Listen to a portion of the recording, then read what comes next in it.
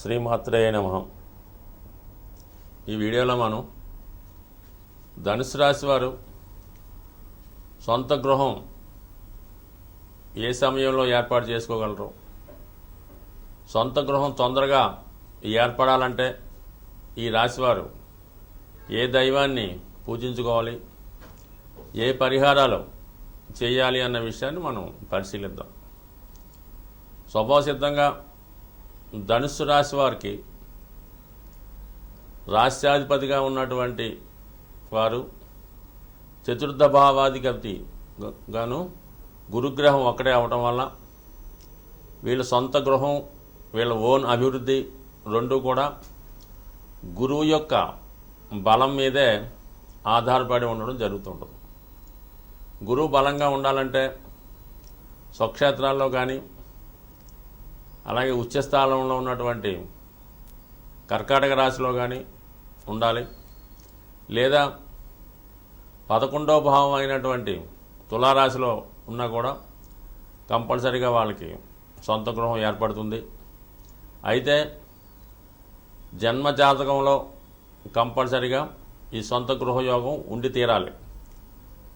జన్మ జాతకంలో లేని పక్షంలో ఎంత ప్రయత్నం చేసినా కూడా సొంత గృహం ఏర్పడదు.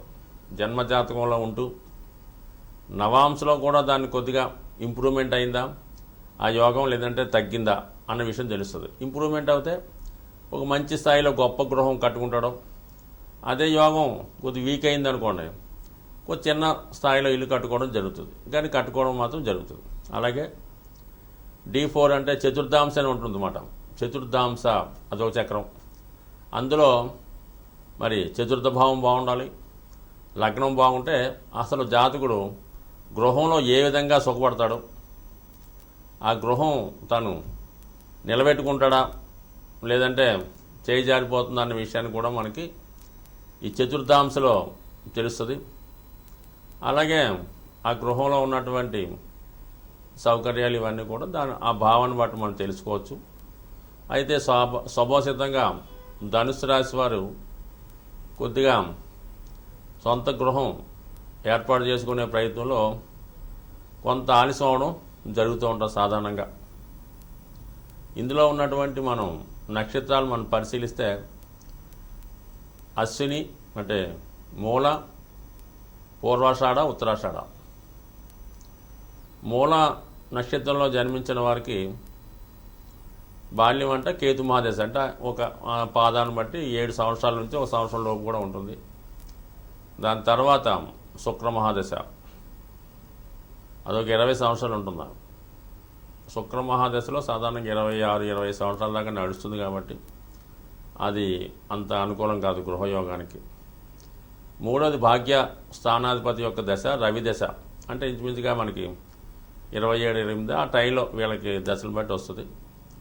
35వ సంవత్సరం సుమారుగా అనుకుందాం. ఇంకా రవి 6 సంవత్సరాలు, శుక్రుడు 26 సంవత్సరాలు, 26 సంవత్సరాలు, ఇప్పుడు సగం 27 సంవత్సరాలు అంటే 28 సంవత్సరాలు. అంటే ఇంచుమించుగా చంద్రమహాదశలోనే వీళ్ళ గృహయోగం ఏర్పడుతుంది. అంటే ఇంచుమించుగా 30 సంవత్సరం ఎర్రవుండగా ఆ సమయంలో కొద్దిపాటి రుణ ప్రయత్నంతో, అలాగే పెద్దవారి సహకారం ఉన్నా లేకపోయినా సొంత ప్రయత్నంతోనే సొంత గృహం ఏర్పాటు చేసుకునే అవకాశం ఉంది. ఇంచుమించుగా 32 ఇయర్స్లో సొంత గృహం ఏర్పడుతుంది. అంటే మనకి జాతకంలో యోగం ఉన్నప్పుడు కంపల్సరీగా ఏర్పడుతుంది. సాధ్యమైనంత వరకు మేనం చతుర్థ భావం కాబట్టి ఆ భావానికి ఒక ఆధ్యాత్మికంగా ఉట్టిపడే ఒక పూజా మందిరం ఉంటూ ప్రశాంతంగా ఉంటూ వాళ్ళకి సాధారణంగా ఉత్తర ద్వారం కానీ లేదంటే తూర్పు ద్వారం కానీ ఉన్నటువంటి ఇల్లు సాధారణంగా ఏర్పడుతుంటుంది. ఈ 2 దిక్కులలోనే వీళ్ళకి సొంత గృహం ఏర్పడుతుంది.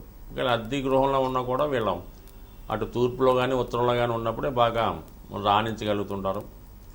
దాని తర్వాత ఏంటంటే ఇక్కడ చతుర్థ భావంలో చంద్రుడు ఉంటే, అంటే ఇక్కడ లగ్నం ధనుసు లగ్నమై అష్టమాధిపతి అయినటువంటి చంద్రుడు చతుర్థ భావంలో ఉంటే ఎట్టి పరిస్థితుల్లో కూడా వాళ్ళ సొంత ఊరిలో, వాళ్ళు ఉన్న ప్రాంతంలో, వాళ్ళు పుట్టిన ప్రాంతంలో, చదువుకున్న ప్రాంతంలో ఎట్టి పరిస్థితుల్లో గృహ నిర్మాణం జరగదు. అది అదర్ దాన్ బర్త్ ప్లేస్లో జరగడం జరుగుతుంది. అలాగే కుజుడున్న చతుర్థ భావంలో అంటే మీనరాశిలో కుజుడున్నా కూడా సొంత ప్రాంతంలో ఏర్పడదు. అలాగే భాగ్యాధిపతి రవి 4వ భావంలో ఉంటే వారసత్వంగా పెద్దవారి ద్వారా గృహం వస్తుంది. అది ఇంచుమించుగా సొంత ఊళ్ళోనే ఉంటుంది. అయినప్పుడు కూడా దాంట్లో జాతకుడు నివసించలేడు, వేరే ప్రాంతంలో నివసిస్తాడు. ఆ గృహంలో వాళ్ళ బంధువులు ఎవరో ఒకరు నివసిస్తూ ఉంటారు. బట్ అది వారసత్వంగా వస్తుందన్నమాట. అంటే భాగ్యాధిపతి చతుర్థంలో ఉంటే తండ్రి గారి ద్వారానో పెద్దల ద్వారానో రావడం జరుగుతుంటుంది. సో ఈ విధంగా ఉంటుంది. మరి శుక్రుడు ఆ భావంలో ఉంటే మంచి లగ్జరీలు ఉంటుంది, చాలా ప్రశాంతంగా ఉంటుంది, అన్ని సౌకర్యాలు ఉంటాయి. కానీ దాని మీద రుణ సమస్యలు, కోర్టు సమస్యలు, అక్కచెల్లెలతో కానీ అన్నదమ్ములతో కానీ ప్రాబ్లమ్స్ ఖచ్చితంగా ఉండే తీరుతాయి. సో ఈ విధంగా ఉంటే అసలు గృహం మనకి ఏర్పడలేదు, అన్ని సౌకర్యాలు ఉన్నాయి. అన్ని సౌకర్యాలు అంటే దానికి తగిన వరలు ఉన్నాయి, డబ్బులు ఉన్నాయి, బ్యాంక్ లోన్ వస్తుంది అని ఎంత ప్రయత్నం చేస్తున్నా జరగనప్పుడు మీరు ఉన్నటువంటి నివసిస్తున్నటువంటి గృహంలో అంటే మీరు ఏ గృహంలో అద్దెకైనా ఉండొచ్చు, సో ఏదన్నా గవర్నమెంట్ క్వార్టర్స్లో అయినా ఉండొచ్చు. అందులో కంపల్సరీగా మీకు ఉత్తరం వైపు అంటే ఈశాన్య భాగంలో కూడా కానీ ఉత్తరంలో కానీ అంటే తూర్పు ఈశాన్యం, ఉత్తర ఈశాన్యం, ఉత్తర భాగం ఈ భాగాల్లో ఏ విధమైనటువంటి బరువులున్నా గోతులున్నా అనుకూలంగా పెరిగినా తగ్గినా, కొంతమంది ఉత్తరం గోడకి చేసి టాయిలెట్స్ పెట్టినా, లేదంటే ఉత్తరం గోడకి బరువులు ఎక్కువ అమర్చినా, లేదంటే షెల్ఫ్ లాంటి ఇవన్నీ ఉన్నా కూడా ఉత్తర దోషం ఏర్పడుతుంది. మరి ఈశాన్యం అంటే ఈశాన్యంలో రూమ్స్ ఉన్నా, అందులో ఎక్కువ సామాన్ స్టోర్ రూమ్గా వాడుతున్నా, ఉత్తరం అనుకూలంగా లేనప్పుడు సాధారణంగా ఈ ప్రయత్నాలు వాయిదా పడుతుంటాయి. పెద్ద ఇంట్రెస్ట్ కూడా ఉండదు, ఏదో ఏర్పడుతుంది అనుకుంటారు తప్ప పెద్దగా ప్రయత్నం చేయరు. ఆ విధంగా ఉత్తరాన్ని, ఉత్తర ఈశాన్యాన్ని, తూర్పు ఈశాన్యాన్ని సరి చేసుకుంటే మంచిది. సో అలాగే మరి చతుర్థ భావానికి సంబంధించినటువంటి గ్రహం గురుగ్రహం కాబట్టి దక్షిణామూర్తి కానీ షిరిడి సాయిబాబా వారిని కానీ మరీ ముఖ్యంగా దత్తాత్రేయుని పూజించుకోవడం, దత్తాత్రేయుని యొక్క ఫోటో కానీ విగ్రహం కానీ పాలరాయి విగ్రహం ముఖ్యంగా మార్బుల్ స్టోన్తో చేసిన దత్తాత్రేయుడి విగ్రహాన్ని తీసుకొని అది పూజా మందిరంలో పెట్టుకొని వీలైతే గురువారం శుభ్రంగా మంచి పాలు ఆవు పాలతో అభిషేకం చేయడం, మళ్ళీ దాని తర్వాత మంచినీళ్ళతో అభిషేకం చేసి ఇలా మీరే సొంతంగా చేసుకోవచ్చు. అలాగా ఆవు పాలతో అభిషేకం చేయడం వల్ల గురువారం చేయడం వల్ల, అలాగే మరి ఏదో మీకు తోచినటువంటి నైవేద్యం ఎస్పెషల్లీగా పాలకోవా నైవేద్యంగా పెట్టి మరి మీ కుటుంబ సభ్యులు తీసుకోవడం వల్ల తొందరగా గృహయోగం ఏర్పడుతుంది. అలాగే మీ సంతానం యొక్క అభివృద్ధి కూడా చాలా అనుకూలంగా ఉండడం జరుగుతూ ఉంటుంది. సో అలాగే విద్యా సంబంధించిన విషయాలు కూడా అనుకూలంగా ఉంటాయి.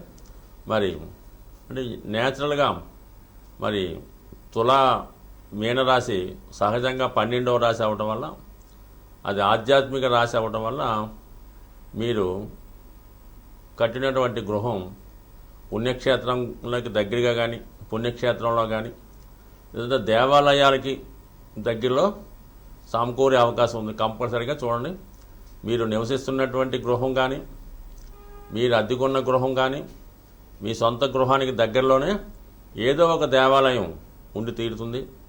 అలాగే ధనుసు రాశి వారు వాళ్ళు పనిచేసే కార్యాలయంలో కంపల్సరీగా దేవుడి ఫోటోలు ఉంటాయి.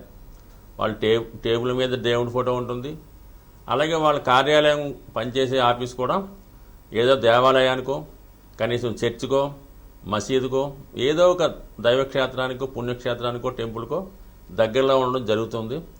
అలా దగ్గరగా ఉన్నప్పుడే వీళ్ళ ఉద్యోగ వ్యవహారాలు కానీ కుటుంబ విషయాలు కానీ ఆర్థిక విషయాలు కానీ అనుకూలంగా ఉంటాయి. ఒకసారి గమనించండి.